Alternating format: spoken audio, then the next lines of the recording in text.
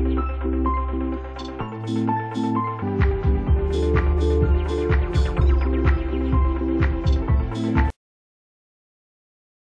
शांति। आज के 4 डिसेम्बर 2021 আমরা শুনছি প্রাত সাকার বাংলা মুরলী আজকের মহাবাক্য। এই মহাবাক্যে বাবা বলেছেন, মিষ্টি বাচ্চারা, দেহ অভিমান তোমাদেরকে দুঃখী বানিয়ে দেয়, এই জন্য দেহি অভিমানী হও। দেহি অভিমানী হয়ে থাকলেই পাপের বোঝা সমাপ্ত হবে। এ দুনিয়ার সকল ভক্ত লোক এটাই জানে না বাস্তবে পাপ কি করে বিনাশ হবে। আর বাবা তার উপায়ও বলছেন যে এখন বডি কনসাস থেকে আমাদের সোল কনসাস হতে হবে। এইটাই একমাত্র বিধি, এইটাই একমাত্র উপায়। প্রশ্ন, সত্যযুগে ধনীর পদ কিসের আধারে প্রাপ্ত হয়? সাহুকার পদ এবং রাজগদ্দিতে বসার উপযুক্ততা কিসের আধারে আসবে? উত্তর, জ্ঞানের ধারণার আধারে ধনী ব্যক্তি হওয়া যায়, সত্যযুগে ধনী পদের অধিকারী হওয়া যায়। যে যত বেশি জ্ঞান ধন ধারণ করে আর দান করে সে তত বেশি ধনবানের পদ প্রাপ্ত করবে, চিরসম্পত্তিবান হবে। এই পড়তেও হবে আর পড়াতেও হবে। এছাড়া বিশ্ব মহারাজন হওয়ার জন্য অত্যন্ত রাজকীয় সেবা করতে হবে। সমস্ত প্রকারের দুর্বলতাগুলিকে পরিত্যাগ করতে হবে। যত কিছু বিকার আছে, যত কিছু আমাদের নেগেটিভিটি আছে, যত কিছু আমাদের তো জীবনের পাপ কর্ম আছে, তাকে পরিত্যাগ করতে হবে। সম্পূর্ণ দেহি অভিমানী হতে হবে। অত্যন্ত ধৈর্য আর গম্ভীরতার সাথে বাবাকে স্মরণ করতে হবে। দুনিয়ার যত কিছু উচ্চ পদে আমরা লৌকিক দুনিয়ার আসীন হতে চাই, তাহলে অনেক কিছু মেনটেন আমাদের করতে লাগে। তো এখানেও বাবা বলছে, এখানে পারলৌকিক ঈশ্বর থেকে আমরা যখন এই উঁচু পদ আমরা আসীন করব, উঁচু পদ আমরা গ্রহণ করব, তো তখনই সেখানেও আমাদের অনেক কিছু ক্রাইটেরিয়া মেনটেন করতে হবে, অনেক কিছু মার্জিনকে মেনটেন করতে হবে। আজকের গীত হলো, ধৈর্য ধরো হে মানব, তোমাদের সুখের দিন আসন্ন। ওম শান্তি। এটা কে বলেছেন? বাবা বলেছেন বাচ্চাদেরকে, ধৈর্য ধরো, তোমাদের সুখের দিন আসছে। সমগ্র দুনিয়াকে তো বলিনি। যদিও সবাই হলো তার সন্তান, কিন্তু সবাই তো এখানে বসে নেই। অর্থাৎ দুনিয়ার 850 কোটি আত্মার মধ্যে এখানে অল্প সংখ্যক আত্মা এসে জড়িত হয়েছে, এই জ্ঞানকে বুঝতে চাইছে। সকলেই তো সন্তান ঈশ্বরের, কিন্তু সকলে তো ঈশ্বরীয় জ্ঞানকে নিশ্চয় বুদ্ধিতে আনেনি, তাই না? বাচ্চারাই জানে যে বরাবর এই দুঃখদাম পরিবর্তন হতে চলেছে, আর বাকিরা তো কুম্ভকর্ণের নিদ্রায় শুয়ে আছে। সুখদামের জন্য আমরা পড়াশোনা করছি বা শ্রীমত অনুসারে চলছি। বাচ্চাদেরকে ধৈর্যও দিচ্ছেন ভগবান। আর বেশি দিন নয়, আমি তোমাদেরকে কোনো কষ্ট দিচ্ছি না, শুধু তোমাদেরকে সত্যটাই উপস্থাপন করছি। বাস্তবে সমগ্র দুনিয়ায় গুপ্তভাবে ধৈর্যপ্রাপ্ত হচ্ছে, কারণ সুখের দিনের জন্য ধৈর্য তো প্রাপ্তই করতে হবে। তোমরা জানো যে আমরা এখন সম্মুখে শুনছি ভগবানের, কারণ মধুবনে বাবার সম্মুখে মুরলী শোনার সেই সুব্যবস্থা। আর বাইরে তো আমরা বাবাকে আহ্বান করি, মুরলী হাতে নিয়ে পড়ি। সবাই তো সম্মুখ বসে শুনতে পাচ্ছেন না। তিনি হলেন অসীমের পিতা, আমাদের শিক্ষক এবং সদ্গুরু, অসীম জগতের দুঃখ হরণকারী, সুখ প্রদানকারী। দুঃখ হরণ করে সুখের রাস্তা বলে দেন। তোমরা যখন সুখ ভোগ করবে তখন দুঃখের নাম গন্ধ থাকবে না। সত্যযুগে কোনো দুঃখের চিহ্ন থাকবে না, আর এখানে তো সুখের কোনো চিহ্ন নেই। তো সুখের দুনিয়াকে সত্যযুগ, দুঃখের দুনিয়াকে কলিযুগ বলা হয়। এটাও বাচ্চারা তোমরা জানো, তাই না? সত্যযুগে সম্পূর্ণ সুখ আছে, সেটাও 16 কলা সম্পূর্ণ, সর্বগুণ সম্পূর্ণ। যেরকম চাঁদের আলো 16 কলা সম্পন্ন হয়, পূর্ণমাসী চন্দ্রমা দেখা দেয়, আলো আলোকিত হয়ে ওঠে। পুনরায় কলা কম হতে হতে অমাবস্যাতে কত ছোট এক ফালি চাঁদ হয়ে যায়। সেই চাঁদ কিন্তু একটা রেখা বিশিষ্ট হয়ে যায়, প্রায় অন্ধকার হয়ে যায়, তাকে অমাবস্যা বলা হয়। আর চন্দ্রমাকে বলা হয় তো পূর্ণমাসী চন্দ্র, অর্থাৎ পূর্ণিমা। তো 16 কলা সম্পূর্ণ তো 16 কলা সম্পূর্ণ তো সম্পূর্ণ সুখ তোমরা পাও, অর্থাৎ সত্যযুগ। কলিযুগ হলো 16 কলা অপূর্ণ, তাই পুনরায় তোমরা দুঃখী হয়ে যাও, দুঃখে ভরপুর জগৎ হয়ে গেছে। এই সমগ্র দুনিয়াতে মায়ার গ্রহণ লেগে যায়। এখন বাবা বলছেন, বাচ্চারা, যে তোমরা তোমাদের মধ্যে দেহ অভিমান আছে, তা প্রথমে তোমাদের পরিত্যাগ করতে হবে। এই দেহ অভিমান তোমাদেরকে অনেক দুঃখ দিয়েছে, আরও অনেক দুঃখ দেবে তোমাদের যদি তাকে তোমরা পরিত্যাগ না করো।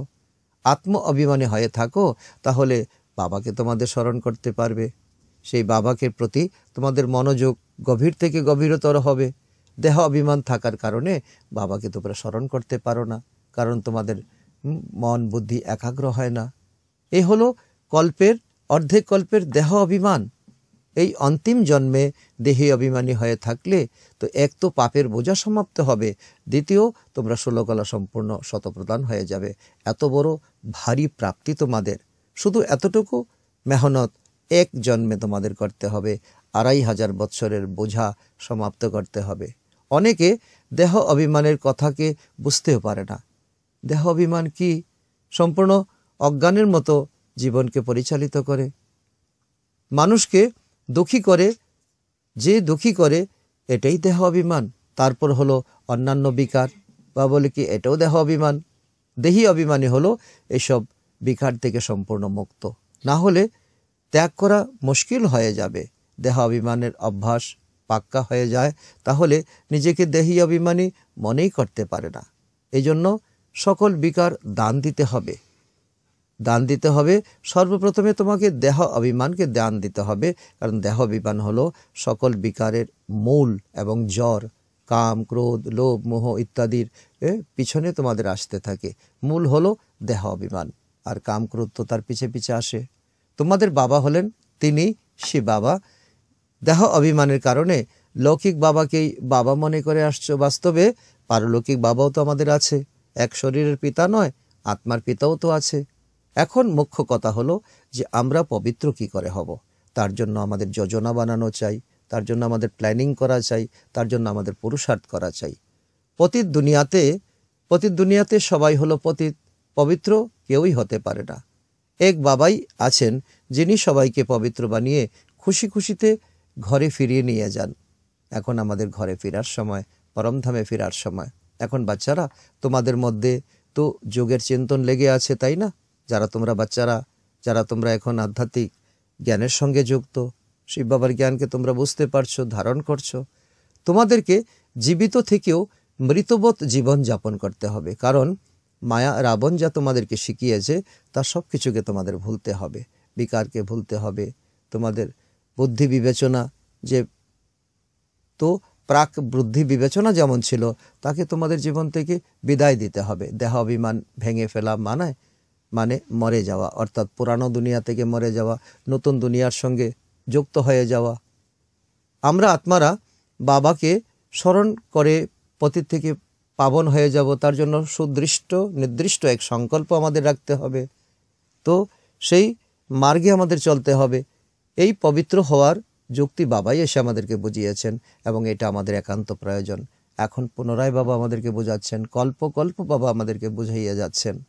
আর এখন আমাদের সেই বুদ্ধির পাত্রকে আমাদের এমনভাবে তৈরি করতে হবে, কল্প পুনরায় বাবা আমাদেরকে বুঝাবেন। কল্প আমরা পতিত হব, কল্প বাবা এসে আমাদেরকে পাবন করবেন। দুনিয়াতে আর কেউই এই কথা বোঝাতে পারে না। মূল কথা হলো শিব বাবাকে স্মরণ করা।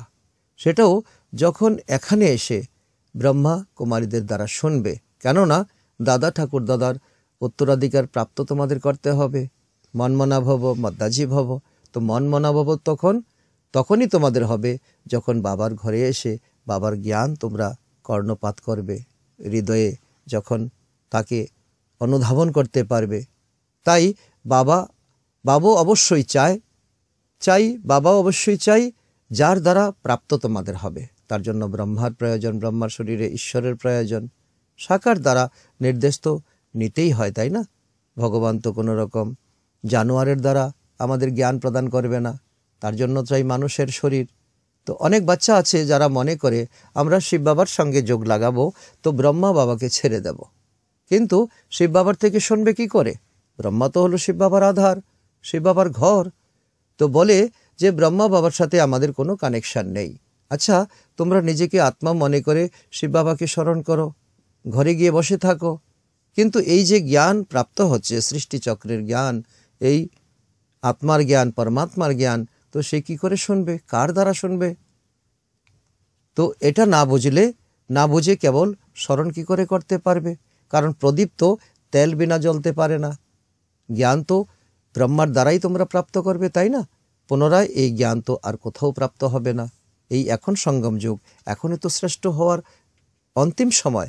প্রতিদিনই নতুন নতুন কথা বাবার দ্বারা আমরা প্রাপ্ত করি। ব্রহ্মা বাবা আর ব্রহ্মা কুমারী ছাড়া কি করে এই জ্ঞান তোমরা বুঝতে পারবে? কি করে তোমরা অগ্রসর হবে? তো এইসব তোমাদের এই বাবার ঘরে এসে তোমাদের বুঝতে হবে, শিখতে হবে। বাবা বলেন, যারা ঘরে বসে কর্মাতীত অবস্থাকে প্রাপ্ত করার জন্য পুরুষার্থ করে, তো তারা হতে পারে বড় জোর মুক্তিতে যেতে পারে, জীবন মুক্তিতে তারা যেতে পারবে না। কারণ তারা পুরুষার্থ করেনি, নিজেকে আত্মা মনে করে, পরমাত্মাকে বিন্দু মনে করে তারা স্মরণ করেনি, পাপকে বিনাশ করেনি। জ্ঞান ধন ধারণ করে আবার পুনরায় দান করলে তবেই ধনবান হতে পারবে, না হলে চির সম্পত্তিবান কি করে হতে পারবে? মুরুলির আধারও অবশ্যই নিতে হবে। মুরুলি বিনা তোমাকে ব্রাহ্মণকে জীবনকে ধরে রাখা অসম্ভব। পড়াশোনা তো অবশ্যই করতে হবে। এমন অনেকেই আসবে যারা শুধু মুক্তির লক্ষ্যে আসবে। আমি ঘরে ফিরে যাব, ঘরেই চলে যাব, আর আসবো না দুনিয়াতে। বাবা বলে, এটা তো সম্ভব নয়। শুধু তুমি পাঠধারী যখন, তোমাকে তো পাঠ করতে আসতেই হবে। আর পড়াশোনা না করলে তুমি শুধু মুক্তিতে যেতে পারবে, শতযুগে আসতে পারবে না, ত্রেতাযুগে আসতে পারবে না। তোমরা সবাই মানুষ, মাত্রদেরকে বোঝাও, তোমরা কেবল বাবাকে স্মরণ করো। বাবা তো শুধু আমাদের সাধারণ কথা বলেছেন, কোনো কঠিন কথা বাবা বলেনি। আমাকে স্মরণ করো আর পবিত্র হও, তাহলে শতপ্রধান পবিত্র হয়ে যাবে। আমাকে স্মরণ করলে পবিত্র হয়ে গেলে তুমি আমার সঙ্গে ঘরে ফিরে যেতে হবে। পুনরায় যখন জ্ঞান ধন নেবে, তখন শতযুগে ধনবান হবে, সাহুকারের পদ পাবে। না হলে তো শুধু মুক্তিতে গিয়ে বসে থাকবে। পুনরায় যখন দ্রাপর যুগ আসবে, তখন তোমার জীবন মুক্তি হবে, তখন তোমার জন্ম হবে। আর সেখানে গিয়ে তুমি আর কি শতযুগকে পেলে না, ত্রেতাযুগকে পেলে না, তো দ্রাপরে গিয়ে শুধু ভক্তি শুরু করে দিলে, তো কারোই কল্যাণ করতে পারবে না। কেননা মানুষকে দেবতা বানানোর জন্য অবশ্যই জ্ঞান চাই। এই জ্ঞান ধারণ করে জ্ঞান দান করা চাই। তো জ্ঞান শুনে পুনরায় শোনাতেও হবে। প্রদর্শনীতে তো তার কতই না বুদ্ধি খাটাতে থাকে, শুধু তবু কারুর বুদ্ধিতে বসে না। কত বাবার অনন্য বাচ্চারা প্রদর্শনীতে গিয়ে অনেক রকমের তো নিয়ম নীতি করে বাচ্চাদেরকে বোঝানোর জন্য কায়দা কানুন করে, তারপরও কারো বুদ্ধিতে বসে না। আত্মা হলো কত ছোট বিন্দু। প্রত্যেক আত্মা নিজের পার্ট প্রাপ্ত হয়েছে, এটা তোমরা এখন জেনে গেছো না? সকল মনুষ্য মাত্রই হলো পার্টধারী। প্রত্যেকে অ্যাক্টার, এবং নির্দিষ্ট সময়ের জন্য অ্যাক্টিং করতে আমরা এসেছি। এটাই হলো পূর্ব নির্ধারিত খেলা। যার আত্মাতে যে পার্ট লেখা আছে, সেই পার্টই সে করতে পারবে। পুনরায় তো পুরানো দুনিয়ার বিনাশ তো হবেই, চোখের সামনে হবে। আর জন্য বলাও হয়, তো রাম গেল, রাবণ গেল, তার সকল পরিবার গেল। যে কেউ যায়, সকলেই যায়, সকলকে যেতে হবে, কিন্তু বাচ্চাদের তো তোমরা দুঃখী হতে পারো না। এটাই আমাদের স্থিতি এখন তৈরি করা। সকলেই যাবে, কিন্তু আমাদের কান্না করার কিছু নেই, কারণ এটা পূর্ব নির্ধারিত ড্রামা। এক যাবে এক আসবে। তোমরা জানো এটা হলো পূর্ব নির্ধারিত ড্রামা। সকলের বিনাশ তো হবেই। রাজধানী, রাজা রানী, সাধু সন্ত, প্রজা সকলেই মরবে। কে কার উপর গিয়ে মাটি দেবে, কে কাকে তো জ্বালাবে, এটা তো কারুর সুনাম অর্জন করে থাকে। তার জন্য কোনো কার্য, সৎকার্য কত ভবকার সহিত করা হয়, তাতে বাস্তবে কোনো লাভ হয় না। আত্মা তো চলে গেছে, না সেই আত্মা সুখ প্রাপ্ত হয়। আত্মা চলে গেছে বডি ছেড়ে। তো মানুষ তো ভক্তি মার্গে যা কিছু করে, তো সেসব না বুঝে করে। কেউ করেছে, তাকে দেখে অন্য কেউ করতে থাকে। এখন তোমাদের বাবাই কতই না অনেক বুদ্ধিমান বানাচ্ছেন। প্রতি মুহূর্তে এই চিত্রকে এসে তোমাদের দেখতে হবে। বাবার যত চিত্র সাজানো আছে, এক একটা চিত্রের মধ্যে কত অন্তর্নিহিত জ্ঞান ভরা আছে। বাবা আমাদেরকে পড়াশোনা করিয়ে কি বানাচ্ছেন, কিন্তু কারো ভাগ্য না থাকলে তো সে ধারণ করতে পারবে না। বাবা অনেক কিছু বোঝাচ্ছেন, সেগুলি আমাদের ধারণ করতে হবে। বাবার বাচ্চা হয়েও তো সেবা করতে পারে না। বাবা বলে কি অনেক দুঃখের কথা, অনুতাপের কথা, আফসোসের কথা। বাবার বাচ্চা হয়েছে, ব্রাহ্মণ হয়েছে, কিন্তু কাউকে বোঝাতে পারে না। তো বাবা তো হলেন কল্যাণকারী, আর কল্যাণকারী বাবার বাচ্চা কল্যাণকারী তো হওয়া চাই। তো কয়েকজন বাচ্চা তো অনেকের তো অকল্যাণ করতে থাকে। কল্যাণ করা তো দূরে থাক, কিন্তু অকল্যাণ করতে থাকে। এখানকার জন্য কারো যদি মনে কোনো ভাবনা আসে ব্রহ্মাকুমারীতে যাই, কিন্তু রাস্তায় তাকে কেটে দেয়, তার মন বুদ্ধিকে ব্রেইন ওয়াশ করিয়ে দেয়, এটা বাবার ডিসসার্ভিস করে দেয়, তার ভাবনা উড়িয়ে দেয়, একদম বিকর্ম। তার বিকর্ম হতে হতে তার ঘোড়া পূর্ণ হয়ে যায়, তার মধ্যে ভূতের প্রবেশ হয়ে যায়, তাই না? সেই জন্য গায়ন আছে, সদ্গুরুর নিন্দক করে তুমি কোথাও ঠাঁই পাবে না। এমনও বাচ্চা আছে এখন বাবা বলছে যে দেবতা এবং অসুরের লড়াই, এটা তো এই সময়ের লড়াই, এই সময়ের কথা। যারা জ্ঞানে আসতে চাইবে, কেউ তাদেরকে জ্ঞানে আসতে বারণ করবে, নিষেধ করবে, আটকে দেবে। তো এটা হলো পরম ডিসসার্ভিস। এক্ষেত্রে বাপ দাদা তো দুজনেই এসে যায়। দুজনকেই এখন অশ্রদ্ধা করা, কাউকে অশ্রদ্ধা করা মহাপাপ এই সময়। কারণ দুজনে মিলে যখন এখন এই জ্ঞান গঙ্গা এখন বাহিত করতে এসেছেন, নিরাকারকে তো কেউ কিছু করতে পারে না। ব্রহ্মা বাবাকে সাকারকে কিছু করতে পারে, কিন্তু সাকারকে করেও কোনো নিষ্কৃতি পাবে না, তার পাপের ঘোড়া ভরে যাবে। তাকে কি বলবে বাবা?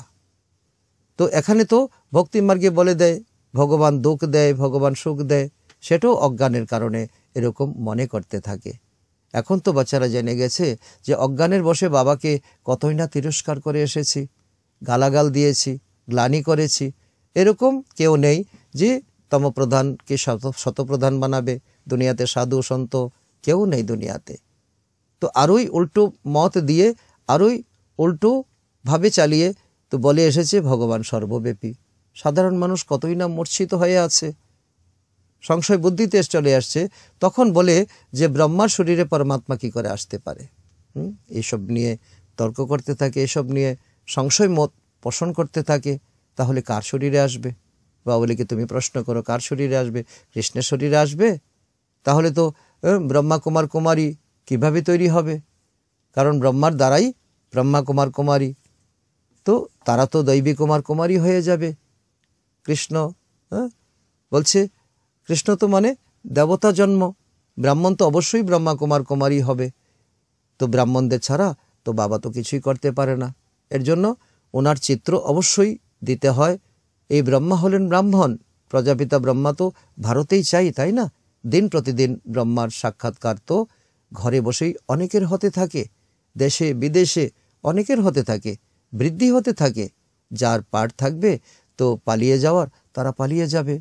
আর যাদের পাঠ থাকবে বাবার ঘরে দৌড়ে আসার, তারা দৌড়ে আসবে। এই হলো বাবা বলছে কি এটা হলো যজ্ঞের নিয়ম। অনেক যাবে, অনেক আসবে, কিন্তু তার মধ্যে কিছু সংখ্যক টিকে থাকবে। অনেক লোক মনে করে যে ভগবান কোনো না কোনো রূপে অবশ্যই আসবেন।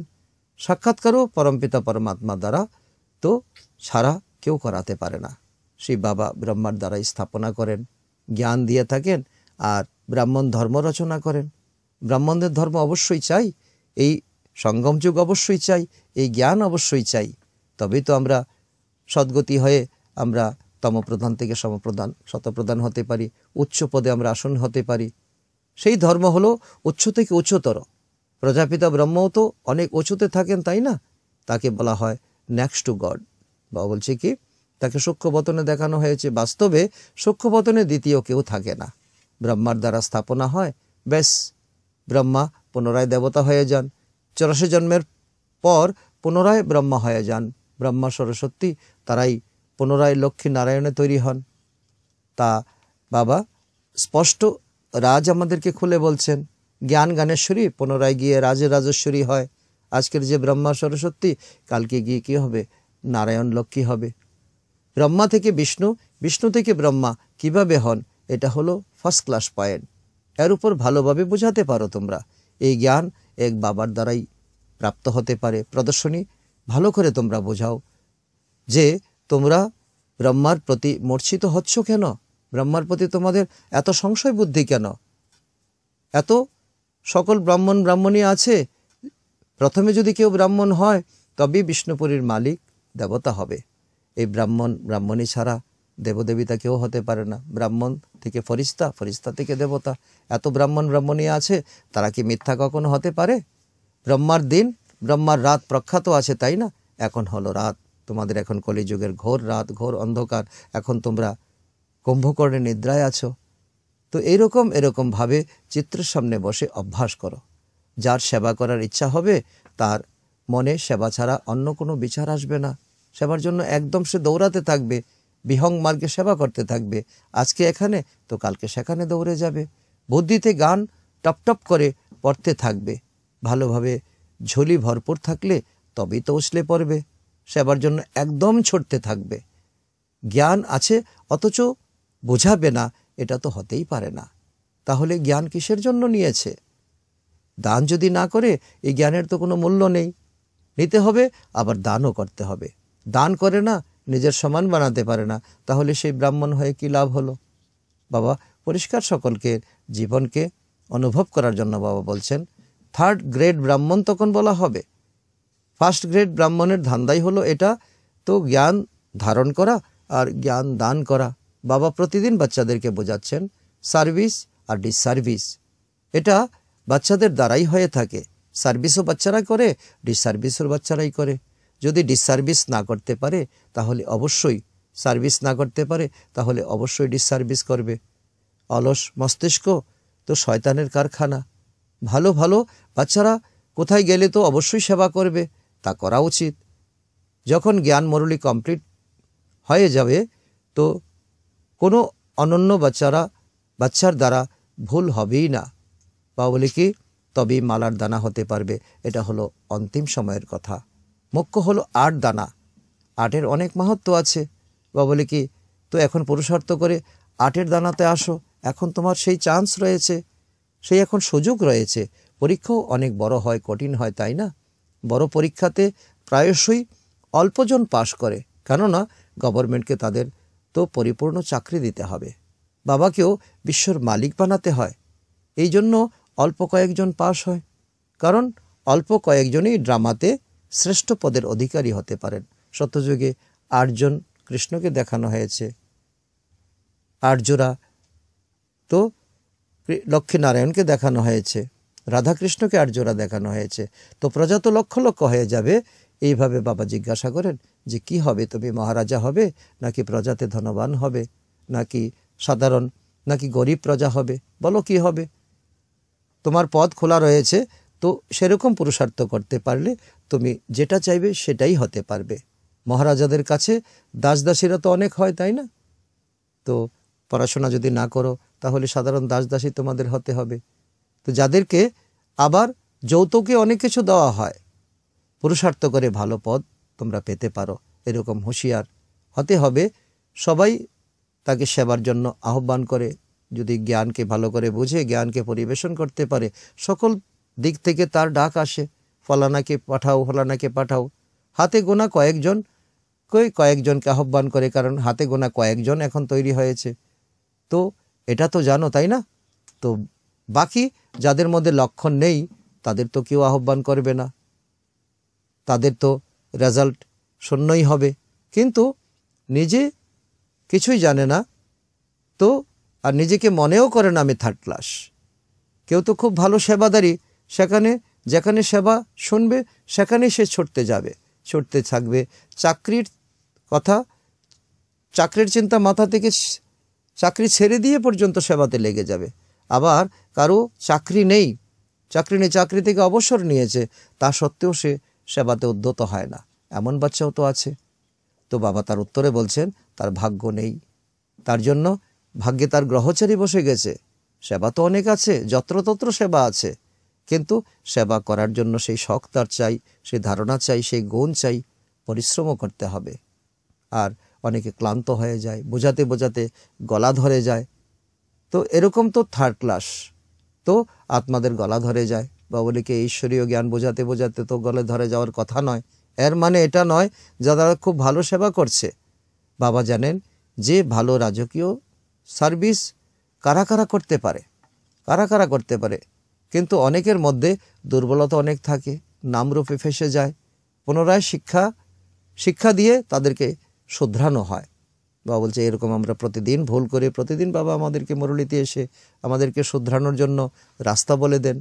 রামরূপে কখনো ফেসে যাও না বাচ্চারা, দেহি অভিমানী তোমাদের হতে হবে। আত্মা হলো ছোট বিন্দু, বাবা হলেন বিন্দু। তো নিজেকে বিন্দু মনে করে বাবাকে স্মরণ করো। নিজেকে ছোট বিন্দু মনে করে বাবাকে স্মরণ করতে অনেক পরিশ্রম আছে। স্থূল রূপে তো বলে দেয় যে সে বাবা আমি আপনাকে অনেক স্মরণ করি, কিন্তু অ্যাকুরেট বুদ্ধিতেই স্মরণ থাকা চাই। যেমন বাবা ঠিক তেমন বাবাকে মেনে বাবাকে স্মরণ করা, অত্যন্ত ধৈর্য এবং গম্ভীরতার সাথে স্মরণ করতে হবে।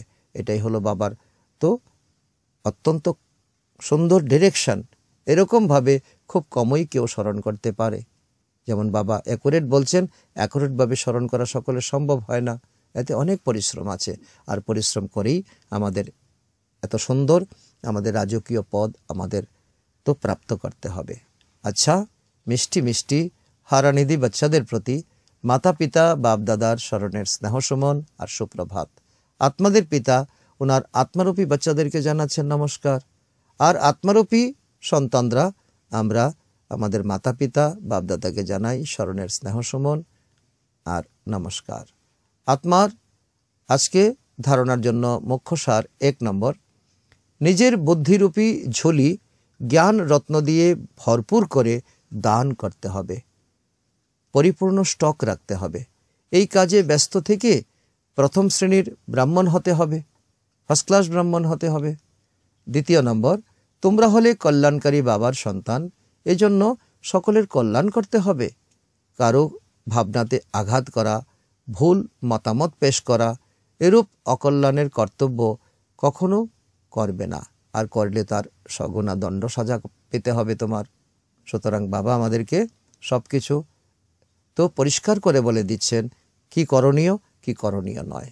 আজকের বরদান, আত্মিক উন্নতির সাধনের দ্বারা সকল পরিস্থিতির উপর বিজয় লাভ করে অকাল মূর্ত ভব। তার অর্থ বাবা বলছেন, যেরকম শরীর নির্বাহ করার জন্য অনেক সাধন কাজে লাগাও, এরকম আত্মিক উন্নতির জন্য সাধন ব্যবহার করো। এর জন্য সর্বদা অকাল মূর্তি স্থিতিতে স্থিত হওয়ার অভ্যাস করো। যে নিজেকে আত্মা মনে করে চলে সে অকাল মৃত্যুর থেকে, অকাল থেকে, সকল সমস্যার থেকে বেঁচে যায়। বাবা তাকে রক্ষা করে।